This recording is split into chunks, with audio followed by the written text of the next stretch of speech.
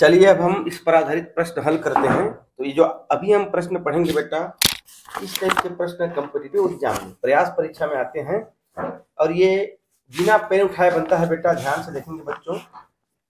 यहाँ पर प्रश्न कहा है किसी घन की एक भुजा, घन की यहाँ पर एक भुजा 6 सेंटीमीटर दी है बेटा। एक घन है घन, उस घन की एक भुजा ना 6 सेंटीमीटर है। अर्थात जैसे ही हम घन पढ़े हमारे दिमाग में ये आ जाना चाहिए कि घन की सभी भुजा समान होती है, अर्थात सभी भुजा कितना कितना का होगा, 6 का होगा। अब इस 6 सेंटीमीटर भुजा वाले घन से हमको 2 सेंटीमीटर लंबाई के घन को काटना है।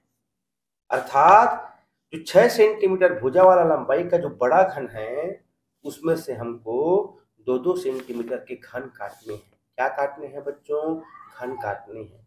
जो घन काटेंगे उसकी कितनी कितनी होगी? तीनों भुजा 2-2 सेंटीमीटर की होंगी बेटा। तो एक यहाँ पर हम देखते हैं।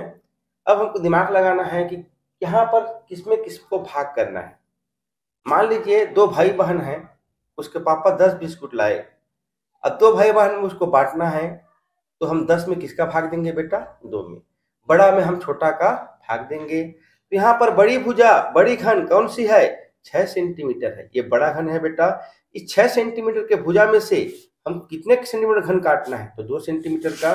तो यहाँ पर हम लिखते हैं बच्चों, काटे गए घनों की संख्या, सीधा काटे गए घनों की संख्या।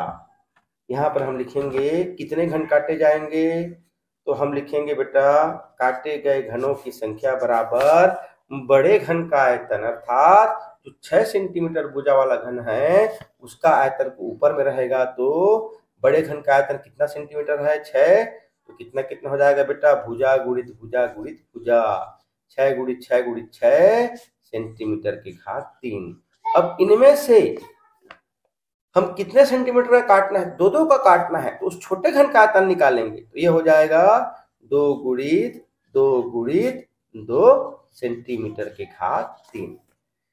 जब भी इस तरह से प्रश्न आता है कि एक घन से आप कितने घन निकाल सकते हैं, एक बड़ी घन का भुजा दिया रहेगा, उसमें से कहेगा 2 सेंटीमीटर या कुछ भी कहे काटना है, तो हम सिंपल वहां सूत्र लगाएंगे बच्चों, बटा के ऊपर जो बड़ा घन दिया रहेगा उसका आयतन निकालेंगे और बटा के नीचे जो पूछा रहेगा उसका आयतन निकालेंगे। दोनों को काट देंगे बेटा। सेंटीमीटर से सेंटीमीटर कट गया। यहाँ पर क्या हो गया? अब 2 1 कम 2, 2 तिया 6, 2 1 कम 2, 2 तिया 6, 2 1 कम 2, 2 तिया 6। अब आ गया 3 गुणित 3 गुणित 3, तो ये आ गया बच्चा 3 तिया 9 तिया 27 घन। अर्थात यहाँ देखिए, अर्थात वांछित घनों की संख्या कितनी हो गई? 27 हो गई। ये कॉम्पिटिटिव एग्जाम के लिए है। अगर परीक्षा में पूछता है तो आपको ऐसा लिखना पड़ेगा, घन की एक भुजा 6 सेंटीमीटर, तो घन का आयतन 216 सेंटीमीटर के घात 3, 6 गुणित 6 गुणित 6। अतः काटे जाने वाले घनों की भुजा कितनी है? 2 सेंटीमीटर।